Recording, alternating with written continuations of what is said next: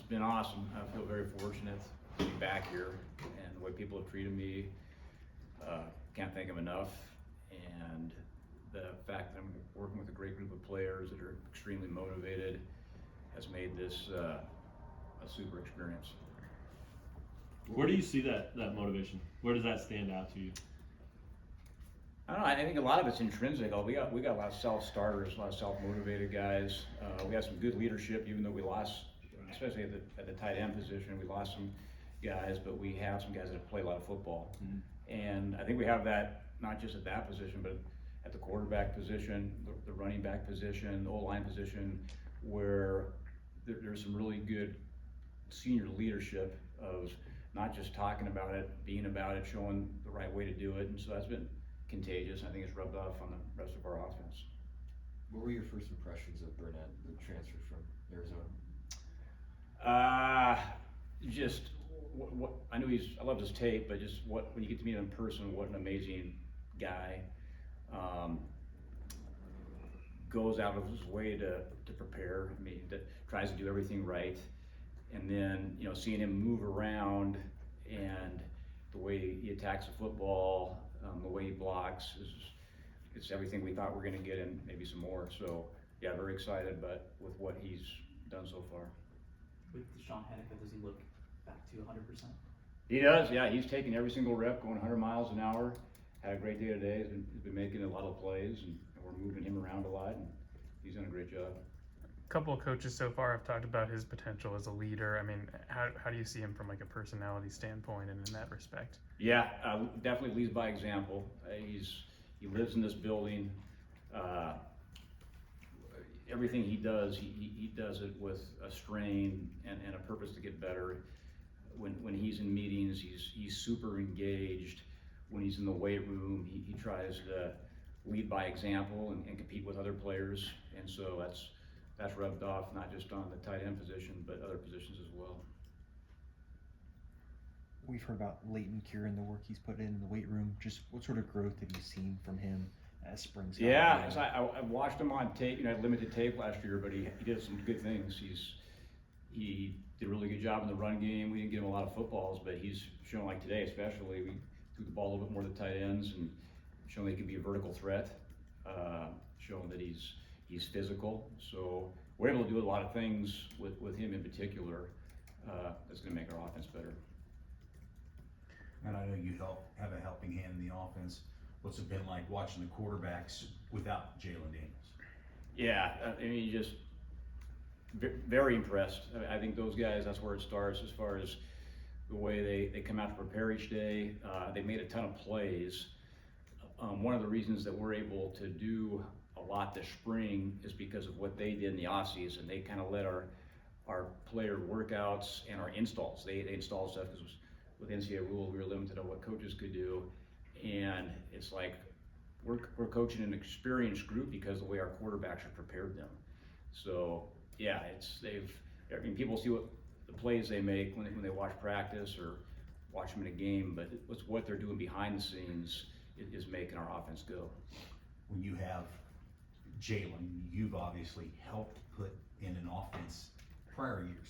Can those guys do everything he can in the offense that you want? No question. I love our skill set at quarterback. I mean, we got three guys that are making plays, that can run the football, can make fast decisions and make all the throws. So yeah, we feel very fortunate where we don't have to change a game plan or manipulate things because a certain guy can't do this. And then mentally, all those guys, even our young guys, they know the playbook. So we're able to not slow down a beat, when you have a guy out. Going back to Kean, when you watched his tape at Arizona, what were some of the things you really liked about what he showed, and how did you feel like he would translate to what you guys want to do with the position? Yeah, you just do a whole bunch of stuff. I mean, we like the tight end position, we want you to be an athlete first, and so he shows great athleticism, making plays in space, attacks the ball in the air, but at the same time, he does a good job when he was attached, being point of attack, and blocking in space. He has a really good feel for that, and so yeah, I mean, he can help us both in the run game and the pass game, and that's the first thing we looked at, and he's doing it since he's been here. You guys also have an experienced group at the top, but also some young guys that are developing. What's kind of the next step for the group like Jaden, Quinton, Carson, guys like that? Yeah, just trying to get better each day, one step at a time, because it is a process. The first time those guys are taking reps, and sometimes the only way you get better is taking reps. Learning from the guys that are taking the reps when you're not in there, and really embracing the fact that it's a process, and that part of the process is just giving your best in the moment. And giving your best in the moment might be paying attention to meeting, might be in the weight room, and it's really everything that you can do. And it doesn't just happen overnight, and it's just a step by step, trying to really focus on daily improvement and being in a constant state of improvement to get better. You guys really had a very run game at Nevada. How does that help open things up for your running back, a guy like Daniel Highshaw, when the quarterback can do so many different things? So it really helps you in the run game account for the extra guy, because you can read somebody. And so someone always has to account for the quarterback, so that's one less guy, you get a block. And so that helps right there, and then a lot of our run game is based on reads, where it's not a good look, for the running back, the quarterback's keeping it, so it makes him better. It helps the running back, not run into where there's an extra blocker. And then I also like the fact that our quarterbacks intellectually can handle identifying a defensive front and checking the play to get us in the best look to help out a Daniel Highshaw. With the tight ends, this has been an offense over the years that has used a lot of them and lined them up in a lot of different places.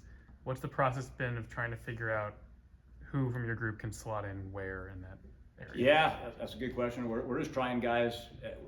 We're throwing basically the whole thing at them, and we're trying guys in different spots and really just evaluating. And it's a daily process, and we're kind of learning that as we go. And we'll have it figured out by game time.